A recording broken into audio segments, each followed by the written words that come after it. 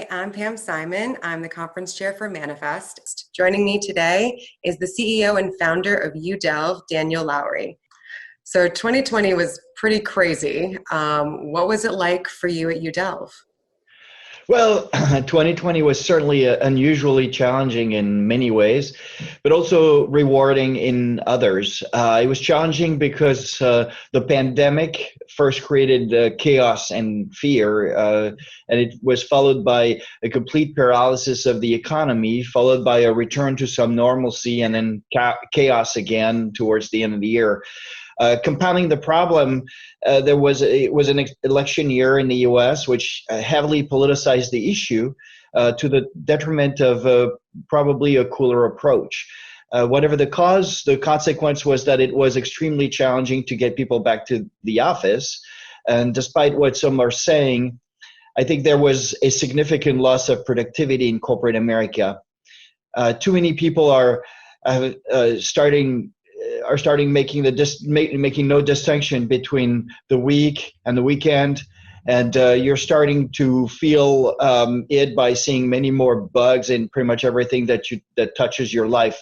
And if this trend continues, it's almost certain that the loss of competitiveness of the United States will be felt as one of the major consequences of this pandemic.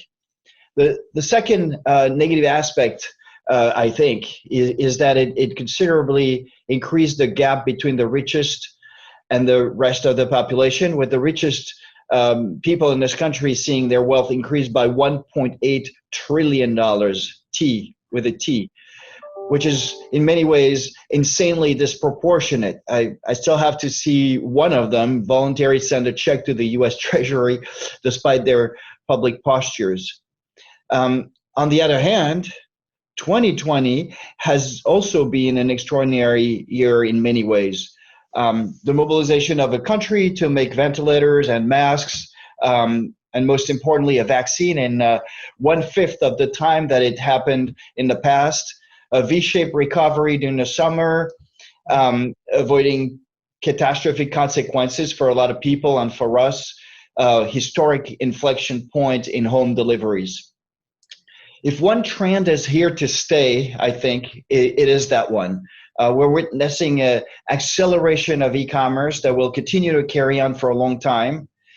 And with that, the need for autonomous delivery vehicle as a shortage of drivers adds inflationary pressures to the cost of manned deliveries. With that, a failed attempt in California to declare an end to the gig economy. But even if it has failed this time around, the debate has been launched, and the replacement of 1099s with W-2s will only add to the cost pressures of manned delivery. And that all makes driverless vehicles a critical part of our future if we want to continue to improve people's lives. And because of that, because so many people were home, and especially with COVID and social distancing, were you seeing a spike of interest, given that your vehicles are autonomous and you don't have that human contact? Yes, absolutely. We actually even got requests for what we call a true contactless delivery vehicle, which is that whether the vehicle is manned or unmanned, even if the vehicle is manned and the driver can stay isolated in the cabin, we've created a delivery management system, an automated delivery management system that allows for true contactless delivery, which means that the consumer can come to the vehicle with his or her mobile app, gets a notification when the vehicle comes to their home, and can retrieve his or her goods just with tapping a button on the mobile app or answering one on the text message. And then the compartment's open, you retrieve your goods, and you've had no contact whatsoever with the driver if the vehicle was manned. I mean, that's an ideal situation. So where are you currently operating? We're operating in California and Texas, and we'll soon be back to Arizona. And what does that process look like? Because I know you go, it has to go kind of by state, but then once you've figured out the permits and everything that you need within the state, what does the process look like for you to roll out with one of your new customers? The time it takes depends on the size and the location of the geographical area that you need to operate in. The smaller the size, the faster it is, and the more adjacent to another area that you already master, the better. An autonomous vehicle in the current state of the technology of L4 autonomy requires the creation of what we call 3D high resolution maps for each mile of road that you intend to drive on. There's no standard for HD maps. There are no pre-made maps that one could buy from a vendor. Maps are costly to make. They're cumbersome and take a lot of time. Mapping actually is, in my view, the greatest thorn in the foot of an autonomous driving company that wants to scale. So at the end of 2019 and the beginning of 2020, Udelv chose to focus on point-to-point deliveries on fixed repeatable roads, which we believe are the low-hanging fruits at the beginning, where each mile that we mapped is generating a return on investment. And by nature of operating in less dense urban or suburban environment with less pedestrians, lighter traffic, and straighter roads, we face less edge cases than companies trying to tackle urban centers. And carrying goods instead of people also makes the proposition a lot less challenging and much safer. With that said, it takes time to train a machine in a new area, even in an area where you're talking about fixed repeatable routes. And it's not just about driving autonomously. It's also, and critically so as far as delivery is concerned, about learning your client's delivery processes. Okay. In a very unique way among all autonomous driving companies, Udelv has chosen to focus its strategy on automating the delivery journey and creating the value beyond pulling the driver. We created one of the world's most sophisticated and first automated delivery management systems, which is comprised of a cargo pod, automated cargo pod that we call the U-pod, and an operating system that automates the delivery functions in the back end and cloud-based. So when we meet a new client and we start in a new area, we start by familiarizing ourselves with their delivery systems, their delivery processes, and then move to a machine learning phase with a safety operator, and finally get to the point where we can remove the driver when it is safe to do so. And when do you think that will be? Good question. I have to ask. The $100 billion question. It takes time to implement a delivery driverless technology.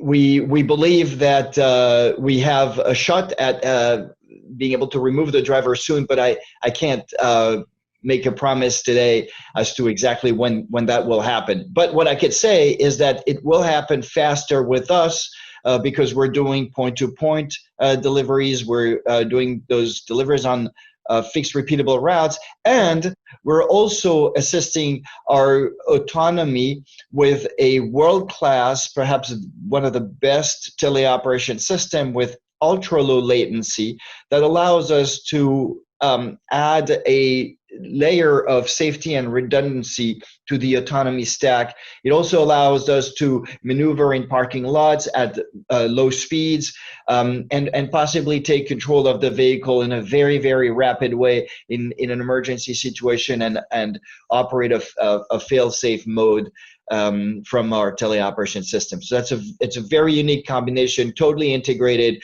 between the autonomy stack and our teleoperation system. Yeah, no, there's a lot of moving pieces involved for getting up to be able to drive fully autonomously. I completely understand. It's a huge undertaking that you're pursuing. Yeah. The last year has been pretty huge for you guys. I know you've done partnerships or pilot programs with Walmart and with HEB and XL Parts. What has that experience been like? What have you learned from those initial programs? With Walmart, we learned that B2C is very hard and very challenging, and that a very large catchment area, such as the one that Walmart wanted us to cover in Surprise, Arizona, Mhm. is a challenge for a nascent technology like autonomous driving. It is easier to start with shorter distances to cover. That's been the learning of 2019 when we worked with Walmart.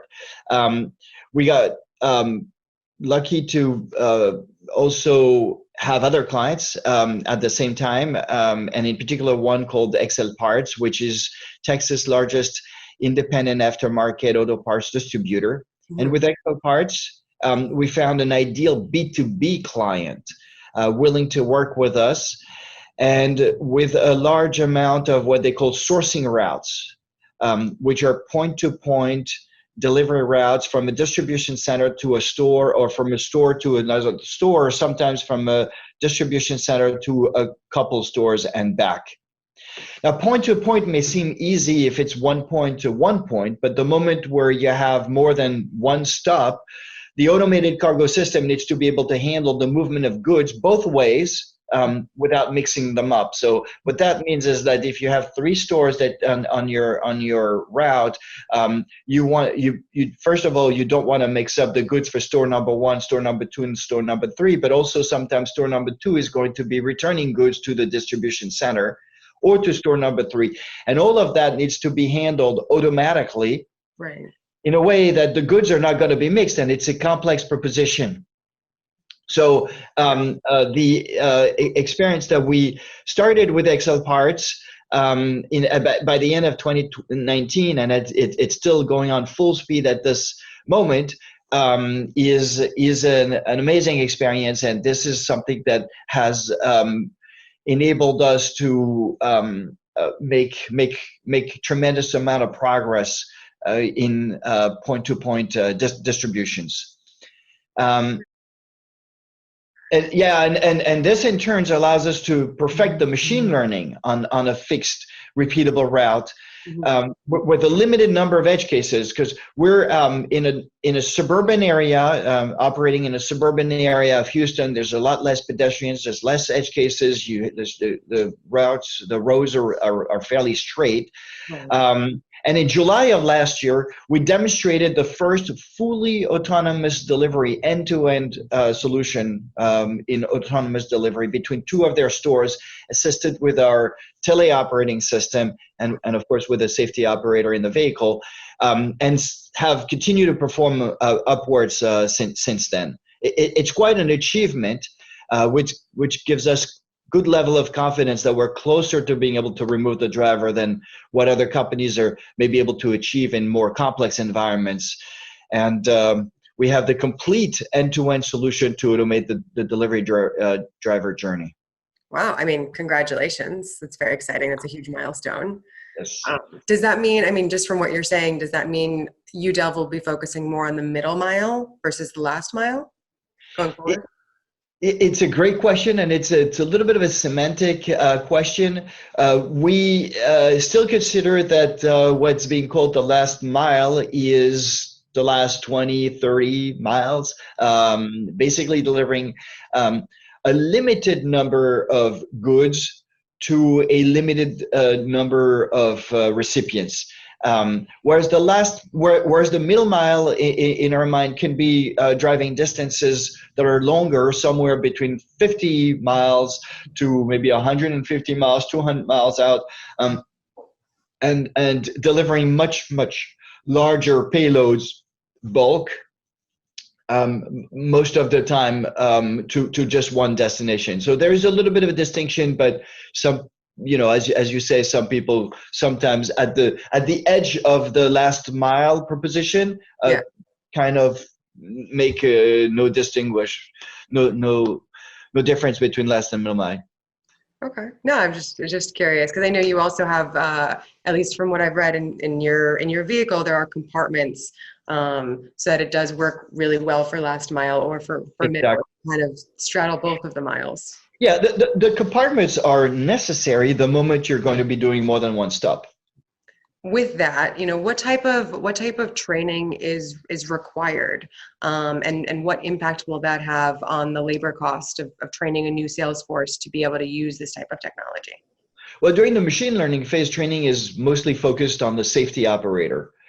Udelv has a full training procedure for its safety operators. But then when we move to the driverless phase, the training shifts to the teleoperator, as the teleoperator is the only one who is acting as a safety redundancy on the vehicle and from remote. And that's a different type of training. We have that in-house as well. And at the retailer or shipper level, training for loading the cargo pod is required and provided by Udelv. Oh, okay, great. Because you mentioned that, as we know, there is a driver shortage. So I was just curious if there was additional types of training that people could consider if they wanted to get more involved on the AV side of things. Yeah, but I think that the jobs in the delivery space will shift towards preparing orders, pick up in the aisles, help to load the machines, help to unload if you're point to point or B2B situation. Mm-hmm.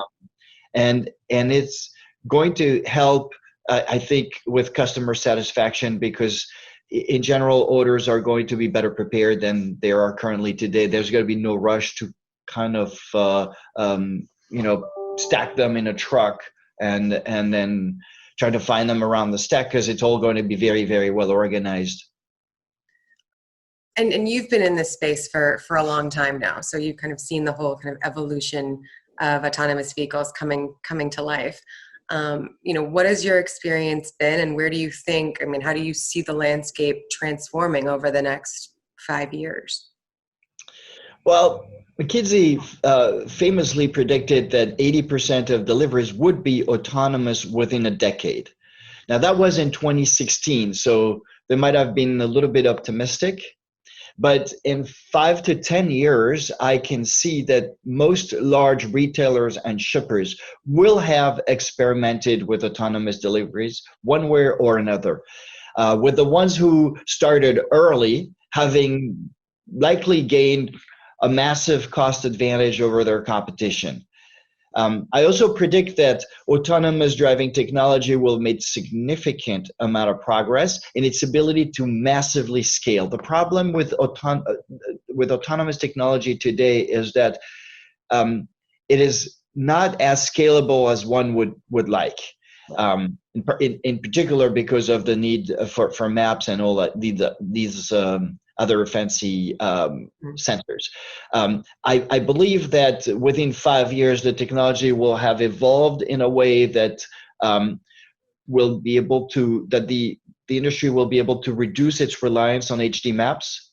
And that's going to be the signal for large-scale application of autonomous vehicles and a massive scale of that technology. And at that point, it's not obvious that Udelv will still be using a homegrown autonomous stack, but rather may find a better option. We may find it a better option to have partnered with a top autonomous driving player, with each company focusing on what they know how to do best and focusing on their core competencies, which is for the autonomous stack company to perfect the autonomous stack, and for a company like Udelv to perfect the business application of autonomous vehicles, perfect the pod, perfect the delivery management system, and increase customer satisfaction. So you also see more consolidation coming? I do. More partnerships coming, yes. This is such a complex endeavor, such a gigantic market, that I do think that the industry is going to be working through partnerships and will continue to consolidate. I think it's interesting. I think autonomous vehicles is one of the few industries where I think that we will see a lot more collaboration going forward, which is exciting. I'm excited to see what kind of unfolds. Yeah, I could not agree more with what you're saying, and we're already starting to see this happening because you have on one hand the OEMs that know how to do chassis and powertrain and drivetrains, and will have a big task ahead of them, which is to engineer the shift between combustion engines to electrical skateboards, and that's going to be the work of the OEMs. On the other side of the spectrum, you have the pure AI-based autonomous driving stacks like Waymo, Aptiv, and others, Aurora, Mobileye, that have been working for sometimes a decade on the autonomous driving stack, spending billions of dollars on this and perfecting their technology. And somewhere in the middle, you'll have a company like Udelv that is creating the actual business application, owning the client relationships with the service that's coming with it, and the entire delivery management system that acts as kind of the glue between the OEM on one side and the autonomous driving stack on the other side. And I think those partnerships are going to be incredibly powerful.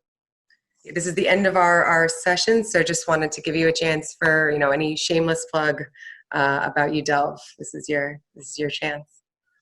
Well, thank you very much. It's been a pleasure to be on your show. And what I could say is that Udelv has developed and patented a very unique automated delivery management system, perhaps the most unique in the world. It does not pretend to be competing against the greatest companies that have built those incredible autonomous stacks, but it is rather concentrating a strategy on reinventing delivery with a new machine that automates the driver's journey. And that's our unique strength and focus. I think we overall aspire at being trailblazer and blazers and the leaders of this revolutionary new autonomous logistics industry that will be creating a world in which people's lives are made easier, cleaner, and safer. And I'm very excited to see what happens and what you come out with as we continue throughout this year. Thank you so much for joining me today, and looking forward to talking with you again soon. Thank you very much, Pam.